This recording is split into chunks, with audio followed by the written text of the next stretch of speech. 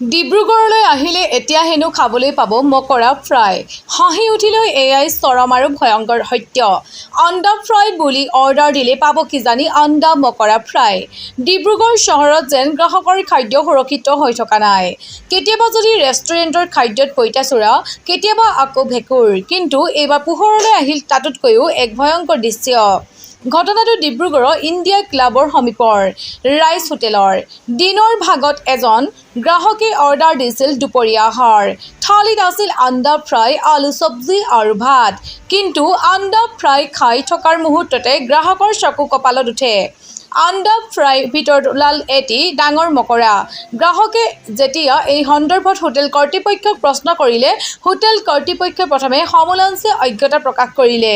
তাৰ পিছত আকৌ তেওঁলোকৰ অদ্ভুত যুক্তি, হোটেলৰ ফেনৰ পৰা হয়তো ওপৰৰ পৰা পৰিছে।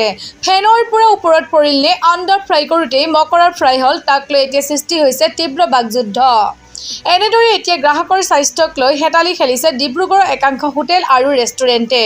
জিলা প্ৰশাসন আৰু খাদ্য সুৰক্ষা বিভাগে এইসমূহ অনিয়মৰ বিৰুদ্ধে কেতিয়া ল'ব কঠোৰ ব্যৱস্থা, সেয়াহে হ'ব লক্ষণীয়। ইয়াক হেল্পাৰটো কৈছোঁ মালিকক মাত বোলো, মালিকক নামাতে। এতিয়া মালিকে আহি মোক দম দিছে, ভিতৰৰ পৰা ওলাব দিয়া নাই। কি ক'ম আৰু যাতে বোলো কাকো এনেকুৱা হ'ব নালাগে বোলো। মই ভাত আৰু কণী এটা আমলেট কৰাইছিলোঁ, কণীত পালোঁ। তাকে এতিয়া মালিকে কৈছে, মালিকে কোৱা নাই, মালিকে ওলোটা দম দিছে মোক। মালিকে আহিছে, মালিকে এতিয়া কৈছে তই মিডিয়া মাতিছ, কেলৈ মাতিছ, হেন তেন পূৰা কৈ আছে। ভিতৰৰ পৰা ওলাবই দিয়া নাই। কি ক'ব আৰু তাকে সেইটো। এতিয়া মই এতিয়া ভালদৰে চাই পালোঁ, যদি নাচালোঁহেঁতেন তেতিয়া কি হ'লহেঁতেন মোৰ। সেইটোৱে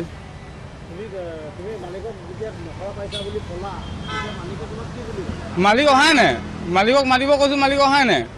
মালিকে আহিছে, তাৰপিছত মোক দম দিছে। মালিকে ভিতৰৰ পৰা ওলাব দিয়া নাই মোক। জানো বোলো কৈছে যে মোৰ ইয়াত ওলাবই নোৱাৰে বোলো, কেতিয়াবা পৰি যায়, ওপৰৰ পৰা পৰি যাব পাৰে।